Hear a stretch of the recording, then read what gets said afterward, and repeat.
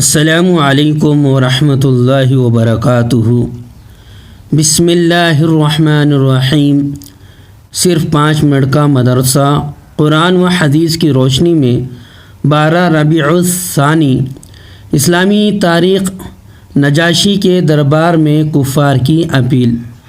قریش نے جب یہ دیکھا کہ صحابہ کرام رضی اللہ تعالی عنہم اجمعین حبشہ جا کر سکون و اطمینان کے ساتھ زندگی گزار رہے ہیں، تو انہوں نے مشورہ کر کے عمرو بن العاص اور عبداللہ بن ابی ربیع کو بہت سارے تحفے دے کر بادشاہ حبشہ کے پاس بھیجا۔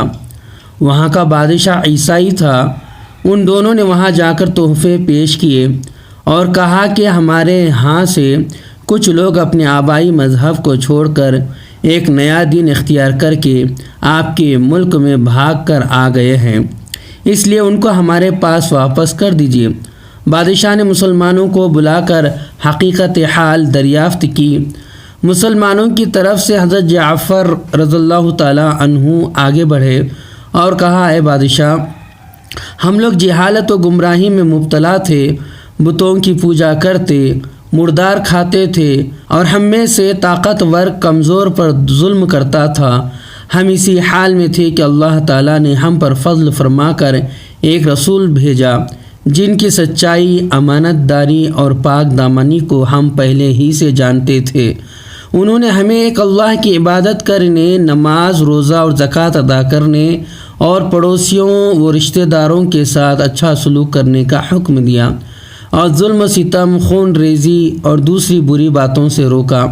ہم ان باتوں پر ایمان لے آئے، اس پر ہماری قوم ناراض ہو گئی اور ہمیں تکلیفیں پہنچانے لگی، تو پھر ہم آپ کے ملک میں آ گئے ہیں۔ پھر حضرت جعفر رضی اللہ تعالیٰ عنہ نے سورہ مریم کی چند آیتیں پڑھ کر سنائی۔ بادشاہ پر اس کا اتنا اثر ہوا کہ آنکھ سے آنسو جاری ہو گئے، حتیٰ کہ داڑھی تر ہو گئی، یعنی داڑھی بھیگ گئی، اور بادشاہ نے کفار قریش کو یہ کہہ کر دربار سے نکلوا دیا کہ میں ان لوگوں کو ہرگز تمہارے حوالے نہیں کروں گا۔ حضور صلی اللہ علیہ وسلم کا معجزہ۔ آپ صلی اللہ علیہ وسلم کے بال مبارک کی برکت۔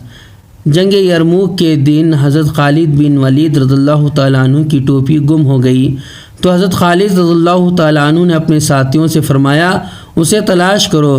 بہرحال بہت تلاشی کے بعد وہ ٹوپی ملی، دیکھا تو بہت پرانی اور بوسیدہ ہو چکی تھی۔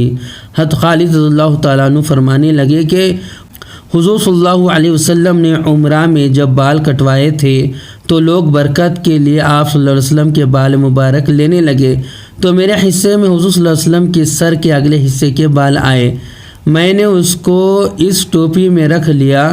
اس کی برکت یہ ہوئی کہ میں جس جنگ میں بھی اس ٹوپی کو پہن کر گیا، میری مدد کی گئی۔ ایک فرض کے بارے میں وراثت میں لڑکی کا حصہ۔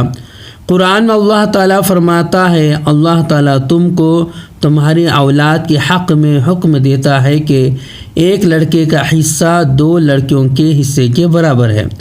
خلاصہ، والدین کے وراثت میں لڑکے کے 2 حصے اور لڑکی کا حصہ ہوتا ہے جس کا ادا کرنا فرض ہے۔ ایک سنت کے بارے میں نفس کی برائی سے پناہ مانگنے کی دعا۔ رسول اللہ صلی اللہ علیہ وسلم نے حضرت عمران بن حسین رضی اللہ تعالیٰ عنہ کے والد کے دعا سکھلائی، اللہم الہمنی رشدی واعذنی من شر نفسی۔ ترجمہ، اے اللہ میرے دل میں بھلائی ڈال دے اور میرے نفس کی برائی سے مجھے بچا دے۔ ایک اہم عمل کی فضیلت دینی علم حاصل کرنا۔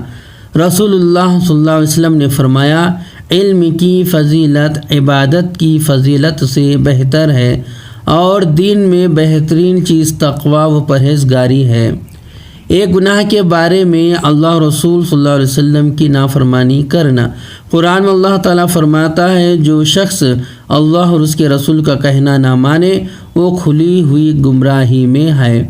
دنیا کے بارے میں سواری کے جانور۔ قرآن میں اللہ تعالیٰ فرماتا ہے، اسی نے یعنی اللہ نے گھوڑے، خچر اور گدھے بھی پیدا کیے تاکہ تم ان پر سواری کرو اور زیب و زینت حاصل کرو، اور آئندہ بھی ایسی چیزیں پیدا کر دے گا جن کو تم ابھی نہیں جانتے۔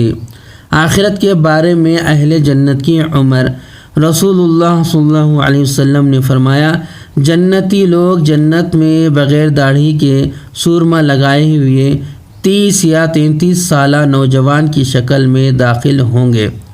طب نبوی سے علاج، آگ سے جلے ہوئے کا علاج۔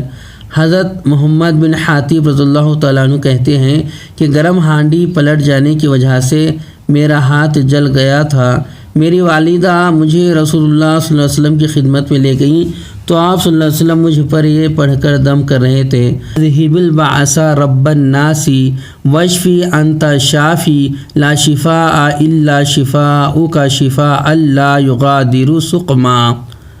نبی صلی اللہ علیہ وسلم کی نصیحت۔ رسول اللہ صلی اللہ علیہ وسلم نے فرمایا، اللہ تبارک تعالیٰ سے محبت رکھو اس وجہ سے کہ وہ تم کو کھانے کے لیے اپنی نعمتیں دیتا ہے، اور مجھ سے محبت رکھو اس وجہ سے کہ اللہ تعالیٰ کو مجھ سے محبت ہے۔ اللہ تبارک تعالیٰ سے دعا ہے کہ اللہ تبارک تعالیٰ ہمیں ان باتوں پر عمل کرنے والا بنائے، ان باتوں کو یاد رکھنے والا بنائے۔ السلام علیکم ورحمۃ اللہ وبرکاتہ۔